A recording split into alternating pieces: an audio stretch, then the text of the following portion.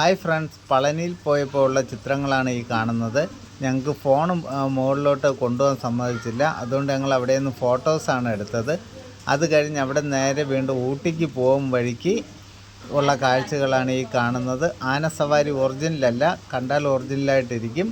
അവിടെ നിന്ന് വീണ്ടും യാത്ര തുടങ്ങി പോകും വഴിക്ക് റോഡിൻ്റെ സൈഡുകളിൽ നല്ല കുഞ്ഞ് വീടുകളാണെങ്കിലും നമുക്ക് ദൂരെ കാഴ്ചയ്ക്ക് കാണുമ്പോൾ പെയിൻ്റ് അടിച്ചതുപോലെയൊക്കെ തോന്നും.